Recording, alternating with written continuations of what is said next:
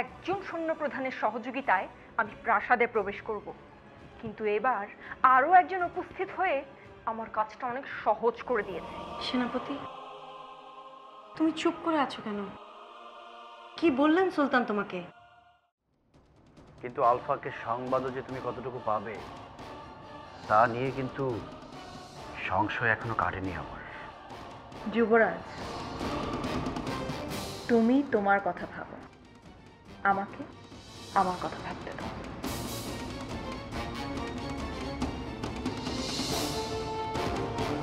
বাদিয়া,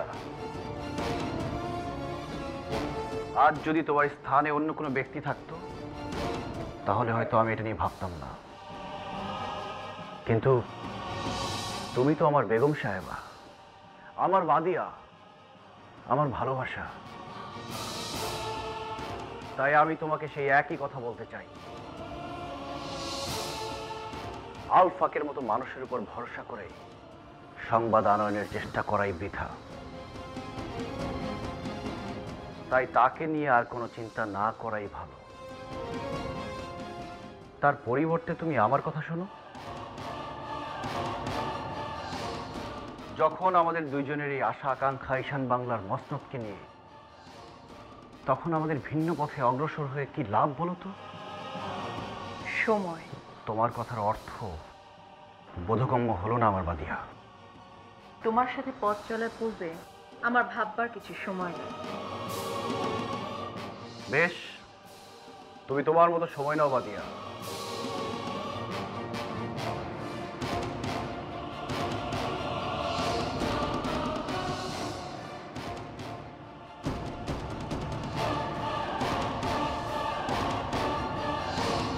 তবে এই সময়ের মধ্যে যদি তুমি নিজেকে পরিবর্তিত করতে না পারো বাদিয়া, হয়তো তোমার হাতে সময় ছাড়া আর কিছুই থাকবে না।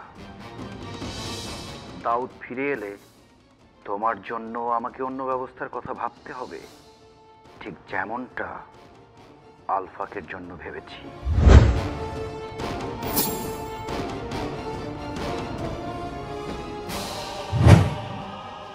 তুমি কি এই সৈনিকের পরিচয় সম্পর্কে অবগত আছো বিলাল?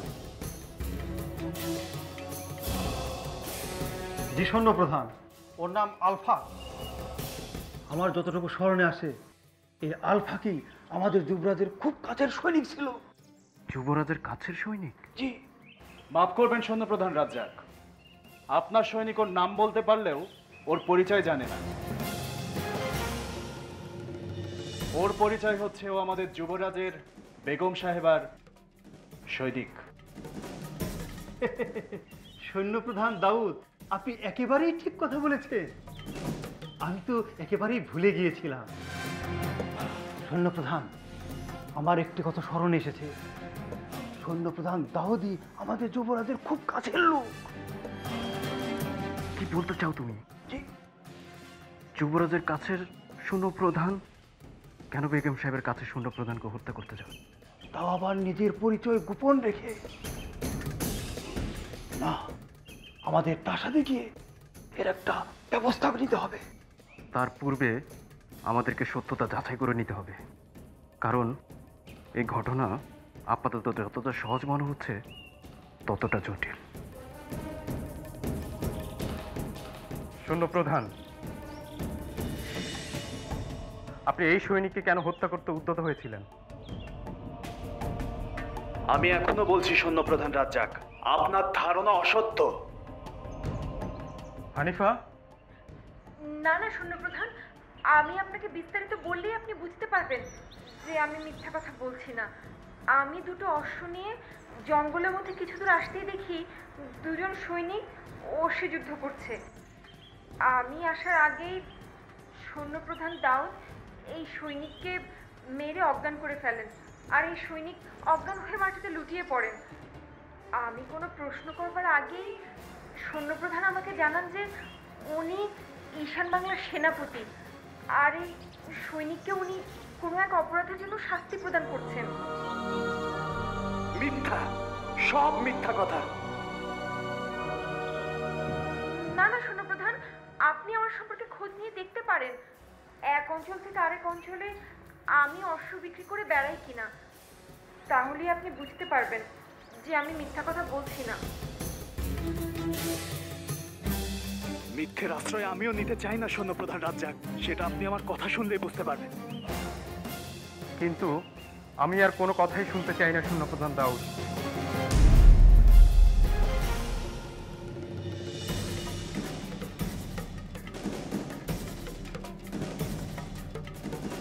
কারণ হানিফার কথায় সমস্ত ঘটনা পরিষ্কার হয়ে গেছে আমার সামনে।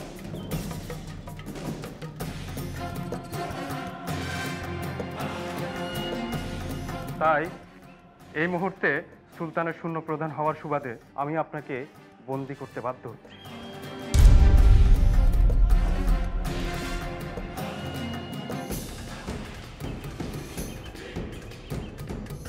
সৈন্যপ্রধান,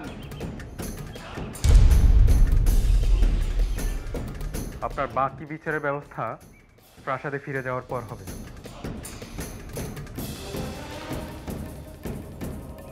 আর এই বিচারের খাতিরে তোমাকে প্রাসাদে আসতে হবে হানিফা।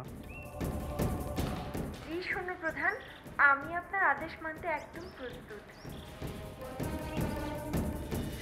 তুমি আমাদের জলপথে প্রত্যাবর্তনের ব্যবস্থা করো বিলাল, তাতে সময়ও বাঁচবে আর যাত্রাকালে সুবিধেও হবে।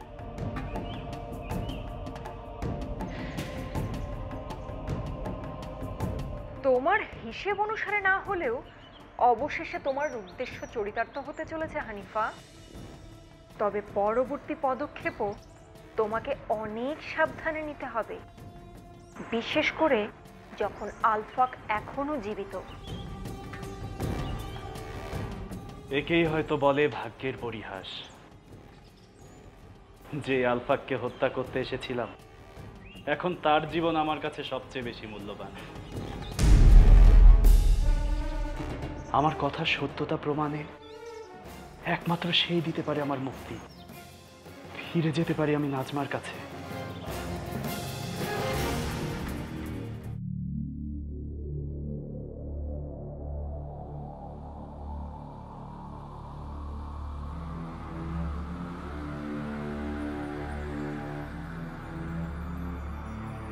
কেয়া, আমরা তোমাকে সমস্ত প্রাসাদ খুঁজে ফিরছি, আর তুমি এখানে কি করছো? আমি দাঁড়িয়ে আছি। আমাদেরকে কি তোমার অন্ধ বলে বোধ হয়? তা কেন বোধ হবে? তবে আমি যা করছি তা আমি জানাবো তোমাদের। তোমার কথার অর্থ কি কেয়া? তুমিও কি নাজমার মতো প্রলাপ করতে শুরু করলে? প্রলাপ নয় খুশি, আমি সত্যিই দাঁড়িয়ে আছি এখানে। কারণ আমার প্রাসাদের কোনো ঘরে যেতে ভয় লাগছে। বারান্দায় হাঁটতে গেলে মনে হয় কেউ যেন সামনে হেঁটে হেঁটে আসছে। এই ঘটনা তো তোমার জন্য নতুন কিছু নয় কেয়া। এর পূর্বেও তুমি ভীত হয়েছিলে, আর আমরাও পূর্বের মতোই বলছি, কোনো অনিষ্টই হবে না তোমার। তাহলে ওই সৈনিকের মুখের অমন হাসি, নাজমার এই অবস্থা, সুলতানের এমন অদ্ভুত ব্যবহার, এসবের কি বর্ণনা দেব আমরা? আমি বলছি তোমাদের এই প্রাসাদে আর কোনোদিন কিচ্ছু ভালো হবে না। যা হবে তাতে প্রতিদিন প্রতিনিয়ত আমাদের আরো বেশি ক্ষতি সাধন হবে। যদি তা হয় তবুও কি আমাদের কিছু করার আছে কেয়া? আমরা সামান্য দাসী এই প্রাসাদের। দাসী বলে আমরা কি মানুষ নই? কিছু বলার অধিকার নেই আমাদের? তাহলে যাও সুলতানা সাহেবাকে বলো, তিনি পূর্বে যা করেছেন তা অন্যায় করেছেন, এখনো যা করছে তা সবই অন্যায় করছেন। সুলতানকে বলো সুলতানা সাহেবের সাথে তালে তাল না মিলিয়ে মসনদ পরিচালনায় মনোনিবেশ করুন। আর সবচেয়ে ভালো হয় তুমি যদি সেনাপতিকে বলতে পারো, সে যেন তার ভাইদের অন্যায় দেখেও উপেক্ষা না করে, আর নিজে যেন সুলতান হওয়ার চেষ্টা করে। হ্যাঁ, তাহলে তো আমরাও স্বস্তি পাই, মসনদও। কিন্তু আমি জানতে পেরেছি সেনাপতি কয়েকদিন অনুপস্থিত থাকবে এই প্রাসাদে। তখন কি হবে বলো তো?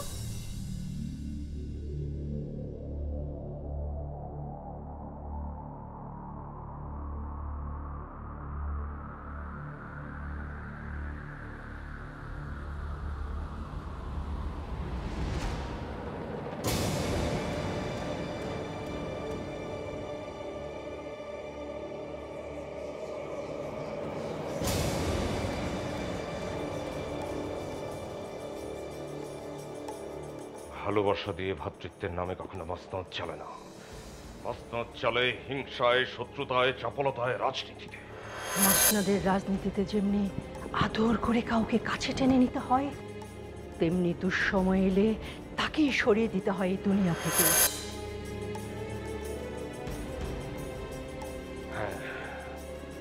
হ্যাঁ, এই মসনদ, এই ঈশান বাংলার রাজত্ব আমার, আমার সন্তান দায়ানের।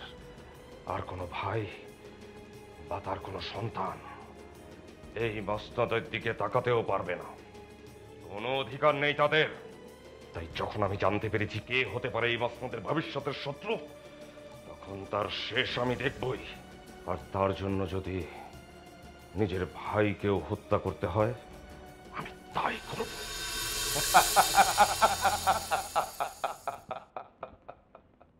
কে তুমি? ও মুশিরা, আবার এসেছ আমার সামনে? এত বড় দুঃসাহস তোমার!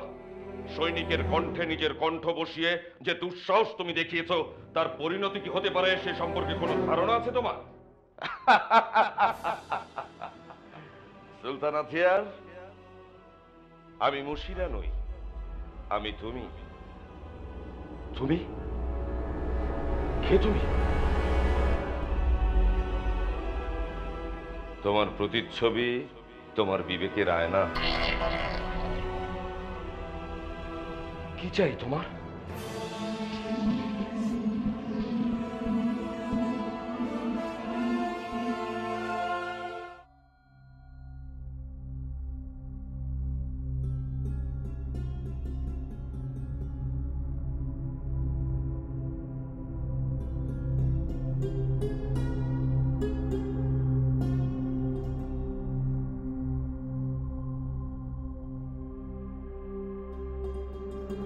রাজমাতা। শিউলিন জিয়া, অত দূরে কেন? কাছে এসো।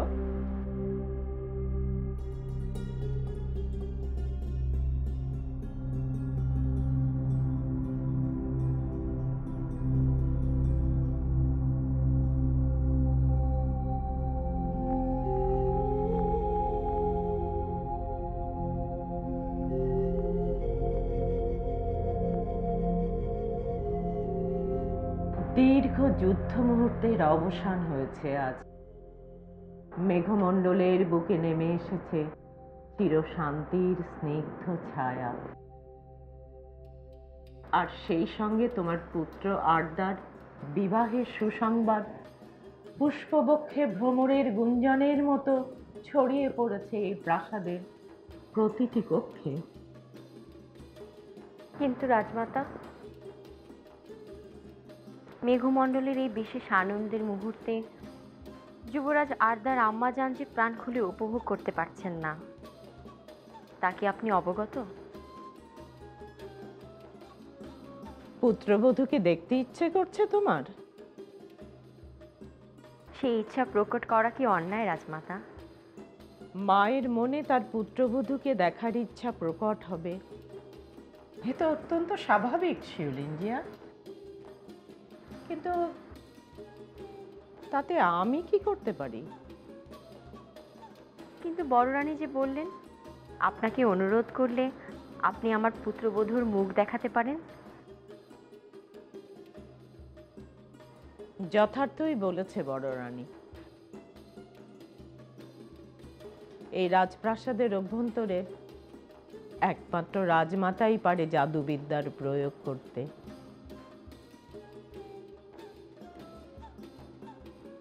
অন্য কেউ এই জাদুবিদ্যার অধিকারী হলেও তার জাদুবিদ্যা প্রয়োগ করার ক্ষমতা নেই।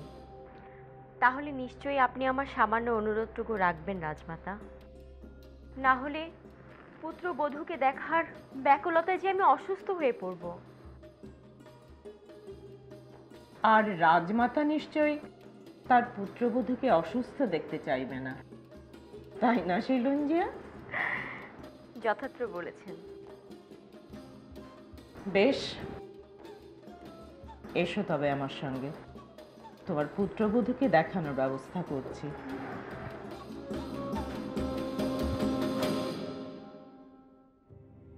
কি চাই তোমার? এক সর্বহারা সুলতান যে নিজের ভাইদের কাছ থেকে ছল করে এই ঈশান বাংলার মসনদ ছিনিয়ে নিয়েছে আর প্রতিনিয়ত নিজের সাথেই লড়াই করে চলেছে সেই মসনদ নিজের দখলে রাখার জন্য। তার কাছে আমি আর কি বা চাইব? আমি তোমার কাছে কিছু চাই না সুলতান, বরং তোমাকে কিছু দিতে চাই। বলতে পারো একটু শিক্ষা, যা তোমার সত্যি অনেক প্রয়োজন। তোমার কথার অর্থ আমি অনুধাবন করতে পারছি না। তুমি জোর করে গলা টিপে নিজের মনুষ্যত্ব, নিজের মায়া মমতাকে চিরকালের মতো স্তব্ধ করে দিতে চাইছো।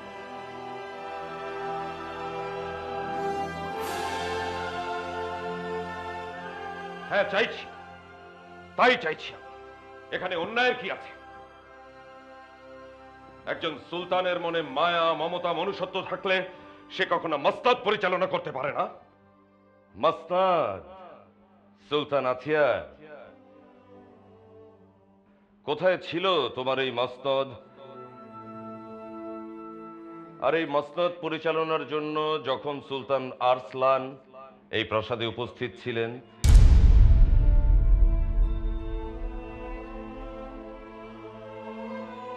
যখন ভাইদের সাথে রাজ্যের পথে পথে ঘুরে বেড়াতে তোমার মন ভরে উঠত নির্মল আনন্দে, যখন ভাইদের কষ্টে তোমার বুক ফেটে যেত আর স্বপ্ন দেখতে ভাইদের সাথে নিয়ে পথ চলা, না না না, আমি এখন এসব কিছু শুনতে চাই না। আমি এখন ঈশান বাংলার সুলতান। এই মসনদ এখন আমার, শুধুই আমার। সেনাপতি দাবিরও তো তোমার ভাই। তোমার কি মনে নেই, সুলতান আরসলান তাকেই পরবর্তী সুলতান হিসেবে ঘোষণা করতে চেয়েছিলেন, কিন্তু তোমার কথা ভেবে দাবির এই মসনদের দিকে ফিরেও তাকায়নি। তোমার কি এটাও মনে নেই যে কিছুক্ষণ আগেই দাবিরকে তুমি বুকে জড়িয়ে ধরেছিলে? দাবির ভাই আমার, তাকে বলেছিলে তোমার সাথে তার প্রাণের সম্পর্ক, মনের দিক থেকেও তোমরা কাছাকাছি।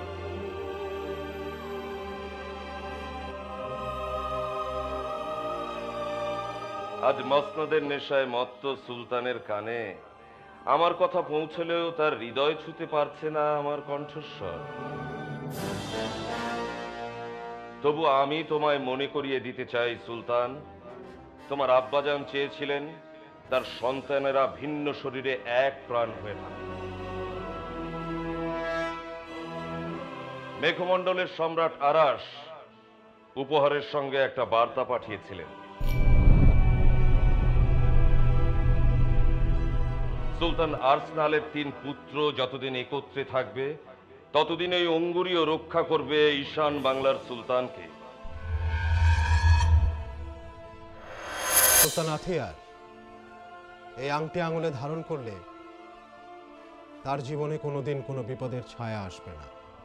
মনে রাখতে হবে, তার রাজত্ব পরিচালনার সময় যদি জ্ঞানত কোনো ভুল হয় কিংবা এই আংটিটি যদি হারিয়ে যায়, তাহলে সুলতান আথিয়ারকে বিপদের হাত থেকে কেউ বাঁচাতে পারবে না।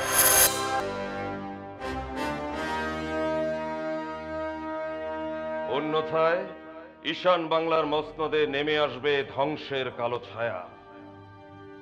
এবার কি সবকিছু তোমার স্মরণে এসেছে সুলতান?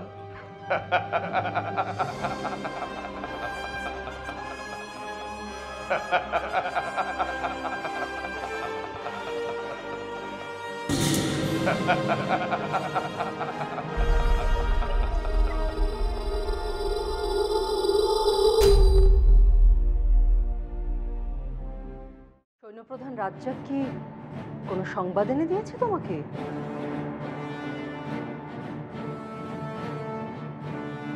তাহলে কি হাকিম সাহেবকে ডাকবো?